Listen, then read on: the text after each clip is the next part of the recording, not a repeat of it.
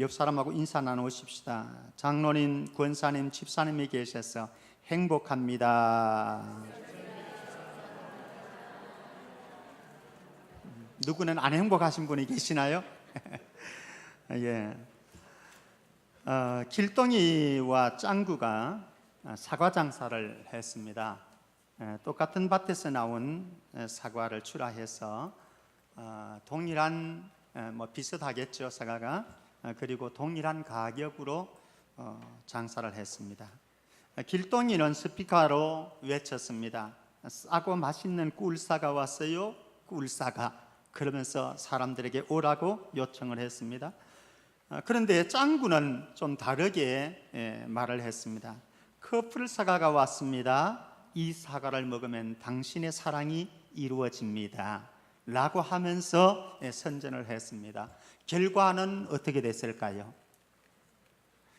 결과는 짱구의 사과가, 커플 사과가 길동이의 꿀맛과 같은 이 사과보다 무려 6배나 많이 팔렸답니다.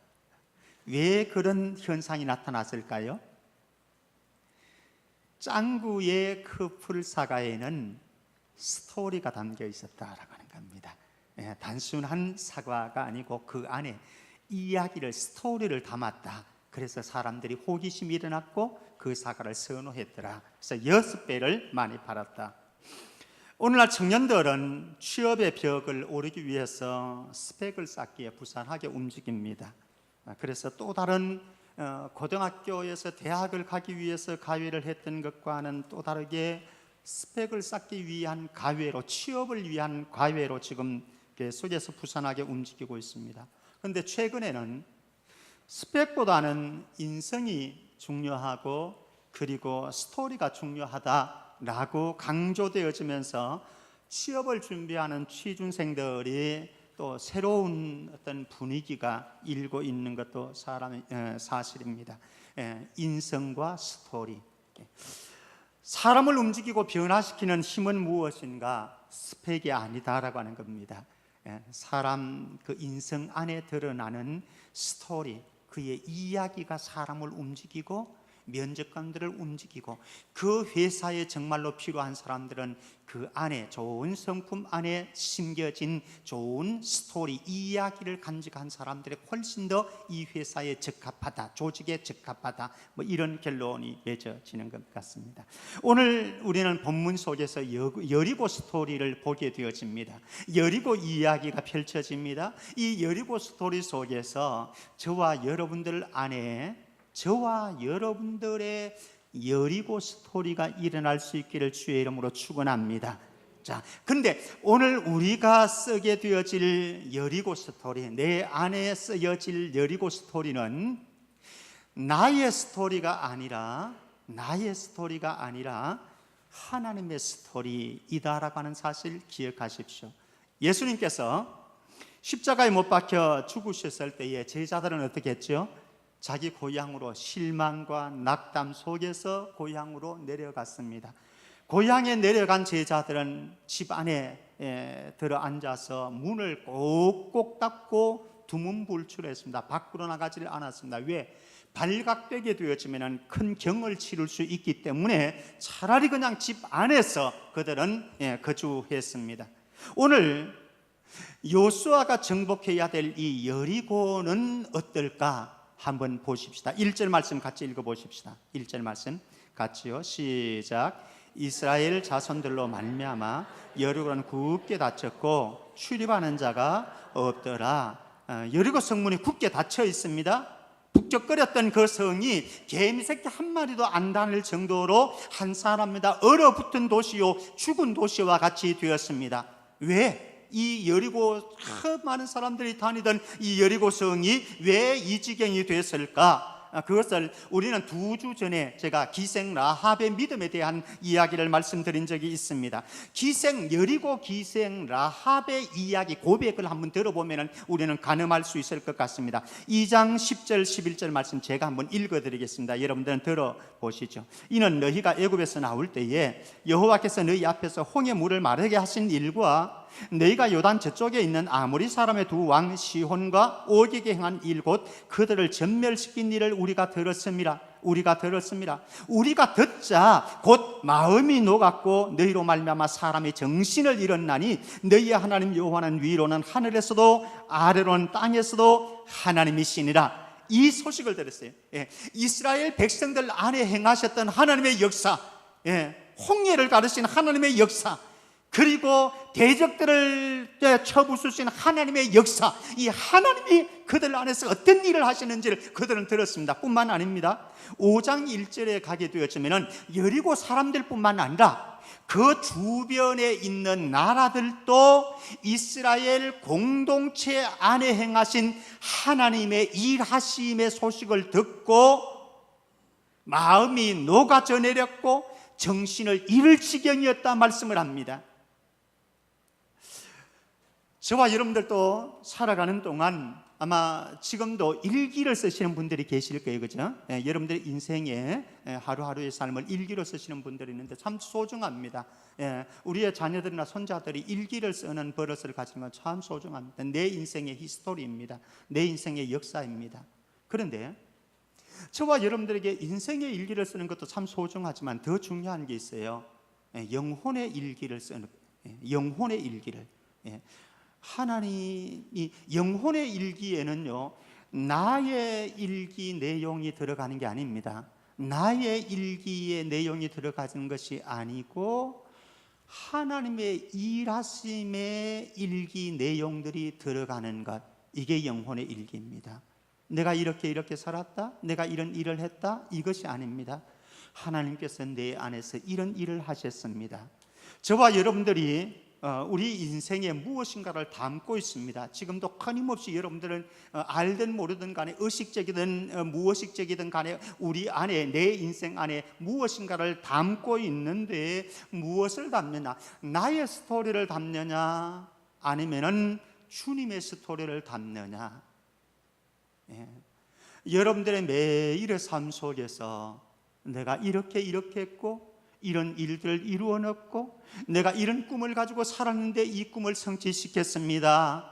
여러분들의 일기가 아니라 주님이 나를 통해서 이런 일을 하셨습니다.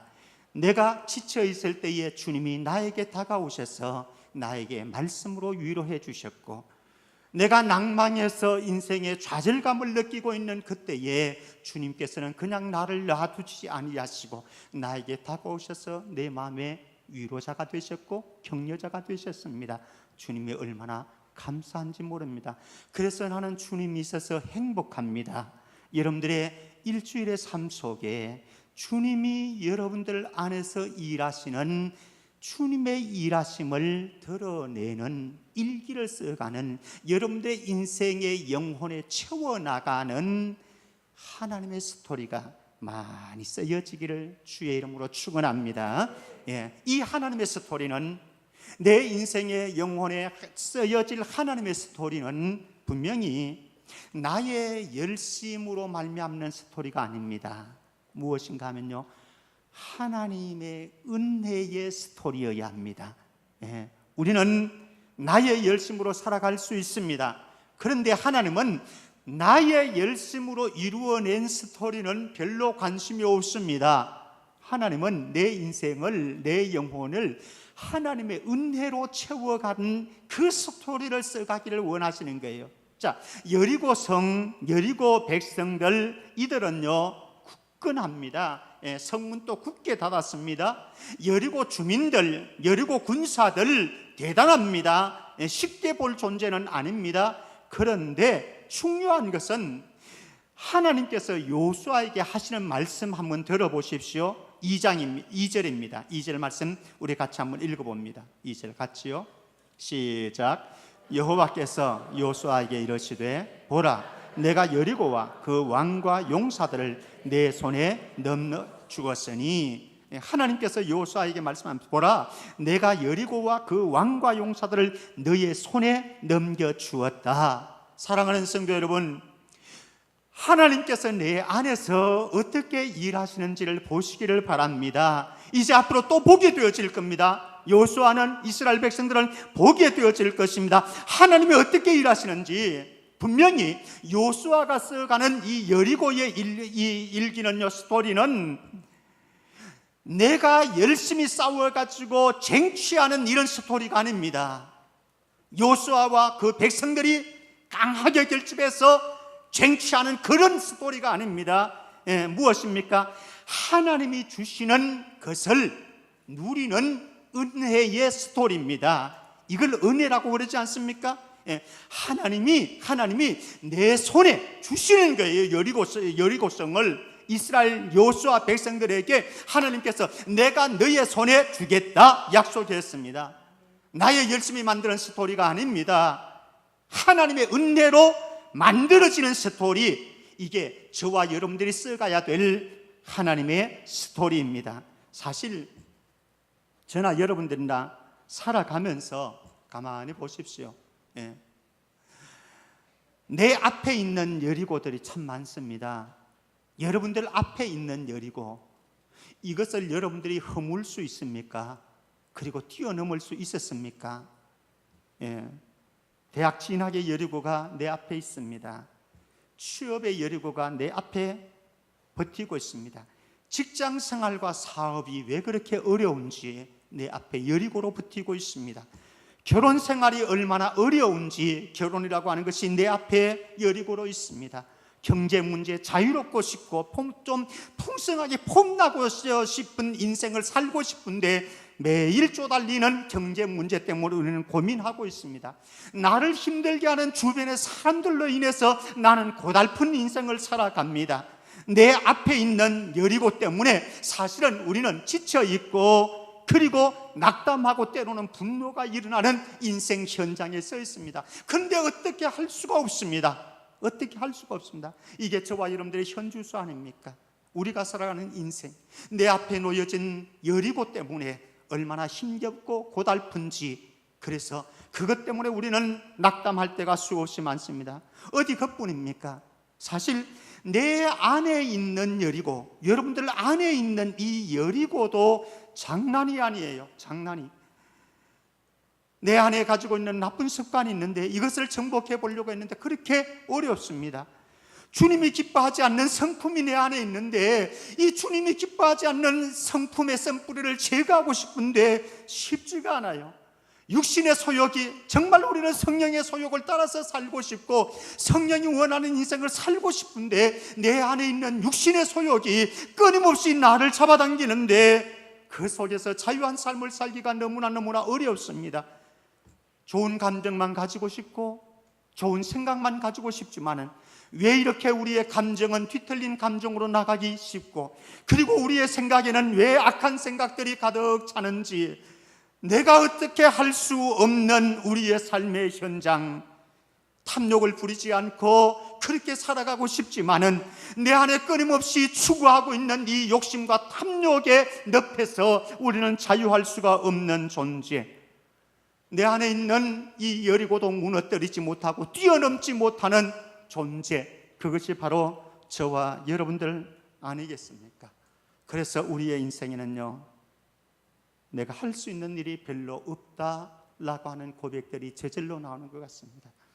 정말 이것도 하고 싶고 이것도 이루고 싶고 내 인생의 변화된 새로운 주님이 기뻐하시는 멋진 모습으로 살아가고 싶지만은, 그러나 내 앞에 놓여진 여리고가, 내 안에 놓여진 이 여리고가 쉽사리 정복되지 않아서 내가 할 수 있는 일이 별로 없습니다. 그래서 여리고성에 부딪힐 때마다요, 우리는 깨어지고 부수어지고 그리고 넘어지고 상처투성이가 되어진 나 자신을 보게 되어집니다.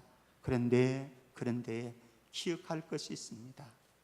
내가 비록 약하고 연약하지만은 내 안에 주님은 여전히 살아 계셔서 일하고 계십니다.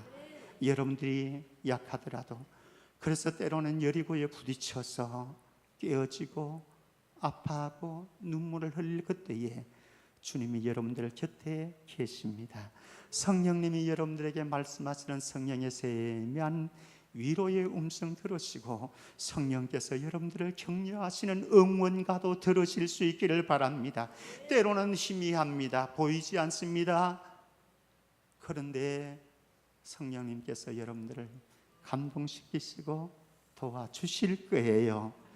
약하고 부족하기 때문에 성령님은, 주님은 더 멋지게 일하실 수가 있습니다. 나의 열심보다 하나님의 열심이 훨씬 더 중요합니다. 여러분들이 열심히 살아가십시오. 부지런하게 일하십시오. 쟁취하십시오. 그러나 여러분들이 하는 것보다 하나님의 열심이 여러분들에게 임해야 합니다. 하나님의 열심이 무엇입니까? 하나님의 은혜라고 이것을 표현하지 않습니까? 하나님의 은혜가 없으면 아무것도 아닙니다. 내가 하나님을 붙들고 내가 예수님을 붙드는 것 소중합니다. 붙드십시오. 그러나 내가 하나님을 붙들고 신앙을 붙들고 주님을 붙들고 이것은 한계가 있습니다. 여러분들 등산, 파란 등산을 올라가는데 여러분들이 나무를 잡고 바위를 잡고 올라간다고 생각해 보십시오. 이것을 버티는 것이 보통 어렵지 않습니다.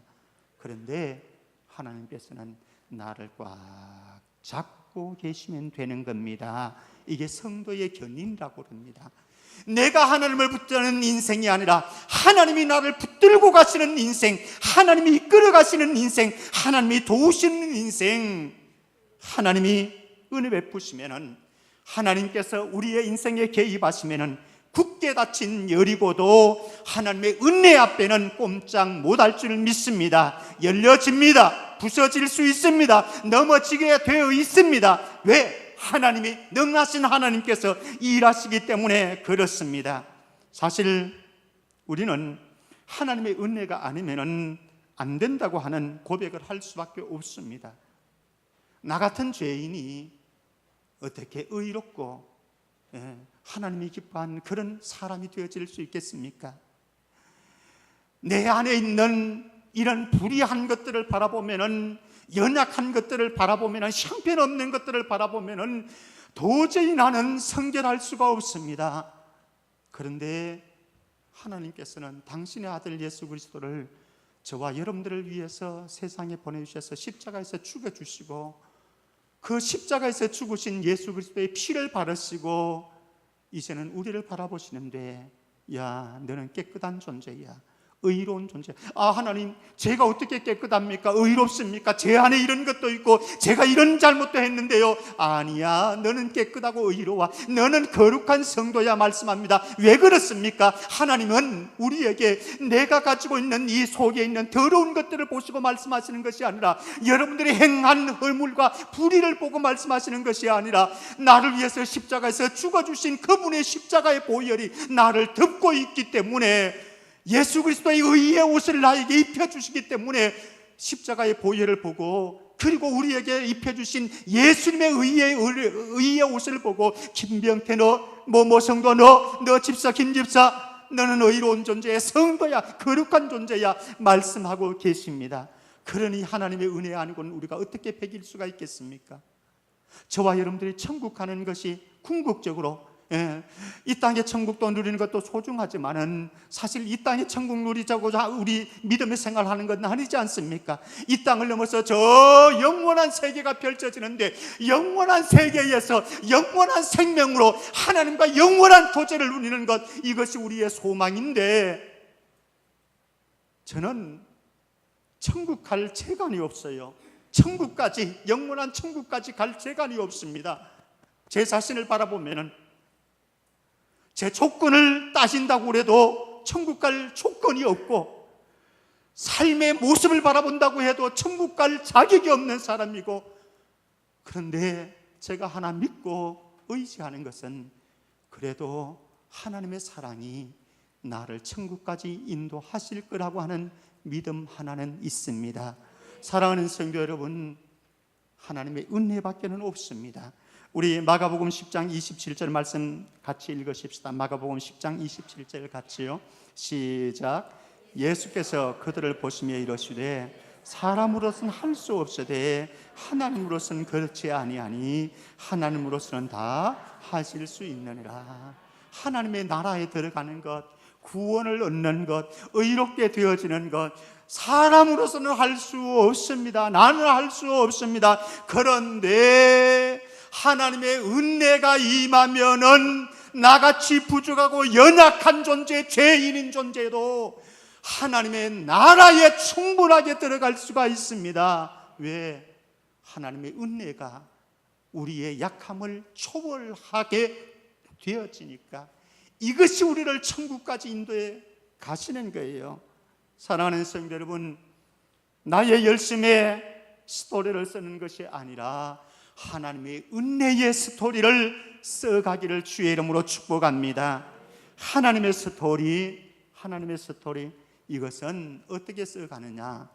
온전한 순종으로 써가는 스토리입니다. 이스라엘 백성들은 엿새 동안 성주일을 한 번씩 돌아야 합니다. 이때 제사장 7명은 양각나팔을 잡고 언약궤를 메고 앞장서야 합니다. 7째 날이 되어지면 성을 7바퀴를 돌게 되어집니다.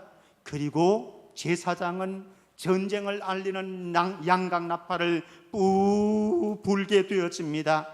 양각나팔 소리를 듣게 되어지면 백성들은 이제 큰 소리를 외쳐야 됩니다. 지금까지는 엿새 동안은 외치지 않았습니다. 이제는 큰 소리를 외쳐야 합니다. 그때 굳게 닫힌 견고한 여리고 성문이 열려지고 무너지게 되어집니다. 이스라엘 백성들은 달려가게 되어집니다. 그러면 하나님께서 그들에게 여리고 성을 넘겨주십니다. 하나님이 약속하셨습니다. 하나님의 스토리가 여기에 쓰여져 있습니다. 하나님의 스토리가. 그런데 이 하나님의 스토리를 써가는데 아주 소중한 두 가지가 있어요. 무엇인가 하면 첫 번째는 하나님의 말씀을 앞세워야 합니다. 하나님의 말씀을 앞세워야 됩니다. 그래야 하나님의 스토리가 쓰여집니다. 여리고성을 돌 때 백성들은 언약궤를 맨 제사장들을 따라가야 합니다. 언약궤는 무엇입니까? 히브리서 9장 4절 말씀 보면은 언약궤 안에는 만나가 들어있고 아론의 쌍난 지팡이가 들어있고 십계명이 들어있습니다. 이 언약궤라고 하는 건 하나님의 인재의 표현이고 하나님의 공급하심과 하나님의 인도하심과 하나님의 약속의 말씀이 들어있습니다. 그런 것을 상징하는 것이 언약궤입니다. 결국 언약궤를 따라간다라고 하는 것은 다른 표현을 한다면 하나님의 약속의 말씀을 최우선으로 하면서 그 말씀을 따라서 가라, 이런 말씀입니다. 우리 인생에 어떻게 하나님의 스토리가 쓰여질 수 있겠습니까? 만약에 저와 여러분들이 하나님의 말씀을 잊어버리고 하나님의 말씀을 듣지를 못하고 하나님의 말씀을 따라가지 않게 되어지면요, 나의 스토리가 쓰여집니다. 여러분들의 스토리가 쓰여집니다. 여러분들의 스토리. 내 생각대로, 내 감정대로, 내가 원하는 방식대로, 내 기호대로 그렇게 살아가니까 거기에는 내 인생 스토리가 쓰여집니다. 나의 스토리, 김병태의 스토리가 쓰여집니다. 그런데 주님은 그것을 원하지 않습니다. 하나님의 스토리가 쓰여지기를 원하고 있습니다. 하나님의 스토리는 어떻게 쓰여집니까? 하나님의 음성을 들어야죠. 하나님의 말씀이 나에게 다가와야죠. 하나님의 말씀을 따라 순종해 가는 겁니다. 우리의 삶 속에서 하나님의 말씀이 들려져서 하나님의 말씀을 한 걸음씩 따라갈 수 있기를 바랍니다. 여러분들의 부부의 삶 속에서도, 가정생활에서 우리의 자녀들을 기를 때도 하나님의 말씀을 따라서 살아가면 되는 거예요. 교회 안에서 봉사를 할 때도, 섬길 때도 하나님의 말씀의 원리를 따라서 하나님의 음성 듣는 대로 하나님의 뜻을 따라서 그렇게 섬겨가면 거기에는 하나님의 스토리가 쓰여집니다. 근데 만약에 우리가 하나님을 섬기면서도 봉사를 하면서도 내 고집과 내 생각과 내 감정과 내 방식대로만 살아간다고 한다면, 봉사를 한다고 한다면 나의 스토리만 쓰여집니다. 이거는 작품 버렸습니다. 두 번째로, 우리는 하나님의 스토리를 쓰기 위해서 하나님의 말씀을 앞세워야 하는가 동시에 또 온전한 순종이 필요합니다. 온전한 순종. 이스라엘 군대는 6일 동안은 여리고성을 한 바퀴씩 돕니다. 그러나 7일째가 되어지면요, 7바퀴를 돌라고 하나님 말씀하셨습니다. 왜 이렇게 하셨는지는 몰라요. 6일 동안 왜 한 바퀴씩 돌게 하다가 7일 날은 왜 7바퀴를 돌게 하시는가? 하나님의 전략입니다. 그런데 하나님의 전략은 무조건 아멘입니다. 그렇죠? 하나님의 전략은, 하나님의 말씀은, 하나님의 명령은 무조건 아멘해야 거기에 하나님의 역사가, 기적이 일어나는 거죠. 여기 7바퀴를 돌라고 하는 것은 신학자들은 이렇게 해석을 합니다. 7이라고 하는 수는 완전수입니다. 완전함, 온전함. 그러니까 7바퀴를 돌아라 라고 하는 것은 너희들이 완전하게, 온전하게 순종해라. 그럴 때에 여리고 성문이 열려지고 여리고 성이 무너지는 역사가 일어납니다. 우리의 인생에 왜 하나님의 역사가, 하나님의 일하심이 쓰여지지 않는가? 문제는 그것이죠. 하나님의 음성을 듣지 못함이요, 하나님께서 말씀하실 때에 온전하게 순종하지 않고 고집부리면 절대로 하나님의 스토리는 쓰여지지 않죠. 나의 스토리는 쓰여질 수 있겠습니다만 하나님의 스토리는 안 쓰여져요. 이번 한 주간에도 우리 모두가 내 안에서 말씀하시는 성령의 음성이 들려지고 주님의 음성이 들려져서 그 음성이 들려질 때에 우리 모두 적극적으로 온전한 순종에서 하나님의 역사들을 맛볼 수 있기를 주의 이름으로 축원합니다. 예수 그리스도의 군사들은요, 강하게 그리고 훈련된 병사로 서는 것도 굉장히 중요합니다. 그런데 이것보다 더 중요한 게 있어요. 완전하고 온전하게 순종하는 훈련. 강한 군사도 중요하겠습니다만, 그러나 하나님의 말씀을 들을 줄 알고 말씀이 들려질 때 온전하게 완전하게 순종해 갈 수 있는 군사. 공동체 안에는 온전한 순종의 모델들이 늘 필요합니다. 이스라엘 공동체 안에는요, 적어도 하나님께서 여호수아에게 말씀하실 때에 여호수아가 하나의 온전한 순종의 모델이 되었습니다. 하나님의 말씀을 여호수아는 그대로 받았습니다. 토도 달지 않았습니다. 그리고 제사장들을 불렀습니다. 그들에게 그대로 전했습니다. 백성들에게 이렇게 하라고 지시했습니다. 그대로 했습니다. 여호수아의 순종이 있었습니다. 그리고 두 번째, 제사장과 백성들의 모델들이 있습니다. 여호수아가 하나님의 음성 듣고 말을 했을 때에, 명령했을 때에 제사장들은 그대로 움직였습니다. 백성들도 그대로 움직였습니다. 할 말은 있을 거예요. 토를 달 수도 있을 거예요. 이거는 이렇고 저거는 저렇고 왜 이렇게 해서 뭐가 되겠습니까? 이렇게 할 수 있지만은 제사장들도 그렇게 얘기하지 않았습니다. 그리고 백성들도, 군사들도 그렇게 얘기하지 않았습니다. 온전하게 완전하게 순종했습니다. 그럴 때에 하나님께서는 여리고의 기적의 스토리를 써 주셨습니다. 또 하나의 영원한 모델 하나가 있습니다. 우리의 영원한 순종의 모델, 히브리서 2장 9절 말씀입니다. 같이 읽습니다. 히브리서 2장 9절 말씀 같이요. 시작. 오직 우리가 천사들보다 잠시 동안 못하게 하심을 입은 자, 곧 죽음의 고난 받으심으로 말미암아 영광과 존귀로 관을 쓰신 예수를 보니 이를 행하심은 하나님의 은혜로 말미암아 모든 사람을 위하여 죽음을 맛보려 하심이라. 예수님께서 순종의 모델이 되셨습니다. 하나님이신 예수님, 하나님의 아들이신 예수님, 죄가 없으신 예수님, 불의함이 없으신 예수님, 그분이 왜 십자가에서 죽으셔야 합니까? 저주의 죽음인데, 참혹한 죽음인데 죽어야 할 이유가 전혀 없습니다. 그러나 저와 여러분들이 죄를 너무 많이 지어가지고 저와 여러분들이 불의해서 하나님 앞으로 갈 수 없기 때문에 독생자 예수 그리스도께서 십자가에 죽으심으로 우리를 하나님께로 나아갈 수 있도록 만들어 주시기 위해서 예수님께서는 하나님의 뜻에 복종하셔서 십자가에서 죽으셨습니다. 근데 놀라운 것은 이렇게 하나님께 순종하고 복종했더니 하나님께서는 예수님을 존귀하게 만들어 주셨습니다. 아마 오늘 오후에 다시 이 부분은 조금 더 설명이 되어질 것 같습니다. 예수님의 순종의 모델. 지금은 예수님의 병사들인 저와 여러분들의 모델이 필요합니다. 바울은 디모데가 예수 그리스도의 군사로 부름 받으셨다고 말씀을 했습니다. 하나님께서는 저와 여러분들을 하나님의 군대에 병사로 불러주셨고 예수 그리스도의 군대에 병사로 불러주셨습니다. 그렇다고 한다면 우리를 부르신 주님에게 철저하게 복종하고 순종하는 저와 여러분들 되어지기를 바랍니다. 순종하기 곤란할 때도 있을 겁니다. 왜 없겠습니까? 쪼들리는데 손을 펴고 다른 사람에게 나누어 주라고 하십니다. 아이고 하나님, 할 말 많지요. 미워 죽겠는데 용서하라고 그럽니다. 할 말 많지요. 그러나 순종하고 보십시다. 순종하면은 여리고가 무너지는 하나님의 일하심의 역사들이 일어납니다. 그래야 하나님의 은혜의 스토리가 쓰여지는 거죠.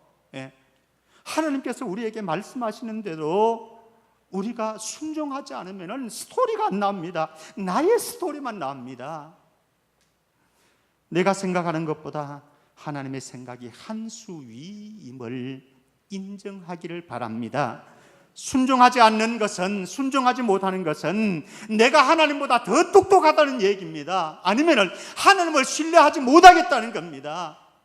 하나님을 신뢰하고 내가 하나님보다 한 수 아래인 것, 아니 한 수가 아니고 엄청나게 하수인 것을 기억하면서 하나님이 말씀하실 때에 온전한 순종으로 하나님의 은혜의 스토리를 써가는 축복이 있기를 바랍니다.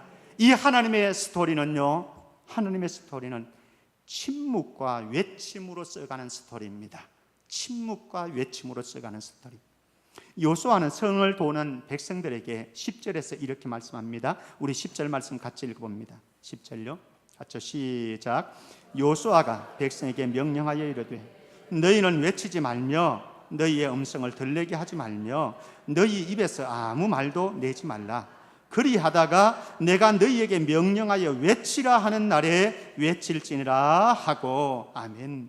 중요한 것이 있습니다. 요수아는 백성들에게 명령을 합니다. 너희들이 성을 돌면서 아무 말도 하지 말고, 외치지 말고, 음성을 들리게 하지 말고, 입에서 아무 말도 내지 말고 그냥 한 바퀴씩 돌아라. 7바퀴 돌아라. 아마 말하기 시작했으면 별의별 말들이 다 나왔을 겁니다. 불평, 불만, 반대, 저항의 목소리. 이게 뭐 하는 짓이야? 성을 이렇게 돈다고 무슨 일이 생기나? 벌써 3일이나 돌았잖아. 달라지는 게 뭐 있어? 그래서 잠잠하라고 말씀하십니다. 사랑하는 성도 여러분, 하나님이 잠잠하라고 그러실 때에, 하나님이 침묵하라고 그러실 때에 침묵하고 잠잠한 훈련이 되어지시기를 바랍니다. 부부간에도 잠잠하지 못하기 때문에 갈등이 일어납니다. 직장에서도 잠잠하고 침묵하지 못하기 때문에 갈등이 일어납니다. 하나님 잠잠하라고 그러실 때는 잠잠해야 합니다. 그러나 하나님 말씀합니다. 너희들이 내가 너희에게 명령하여 외치라 할 때는 큰 소리로 외치라고 이야기합니다. 살다 보면은 잠잠해야 될 때가 있습니다. 침묵을 지켜야 될 때가 있습니다. 그러나 때로는 하나님이 말씀하라고 그러실 때가 있어요. 그러면 말씀해야 되는 거예요. 외쳐야 하는 겁니다. 근데 이게 참 어렵습니다. 언제 말할 때이고 언제 말하지 않아야 될 때인가? 언제 침묵해야 되고 잠잠해야 될 때이고 언제 외쳐야 될 때인가? 침묵과 잠잠함과 외침 사이에 분별하는 지혜, 이게 우리의 숙제입니다. 사랑하는 성도 여러분, 여러분들의 삶 속에서 하나님께서 잠잠하라고 침묵하라고 하면은 말씀 침묵하시고, 여러분들에게 말하라고 하나님께서 말씀하실 때는 외칠 수 있기를 바랍니다. 외쳐야 거기에서 기적이 일어납니다. 외치지 않으면 기적이 일어나지 않습니다. 말씀 맺겠습니다. 우리는 오늘 요수아에게 일어나는 여리고의 스토리를 보았습니다. 멋진 하나님의 스토리였습니다.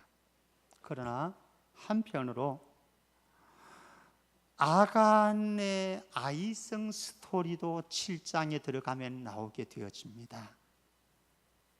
이거는 누워서 떡 먹기요, 식은 죽 먹기입니다. 그런데 참패를 당했습니다. 사랑하는 성도 여러분, 이번 한 주간에도 여러분들 속에서 요수아 안에 쓰여진 여리고의 하나님의 스토리가 쓰여질 수 있기를 주의 이름으로 축원합니다. 결코 아간의 아이성 스토리는 쓰여지지 않아야 합니다. 굳게 닫혀 있습니다. 견고한 성입니다. 그러나 문제는 없습니다. 왜요?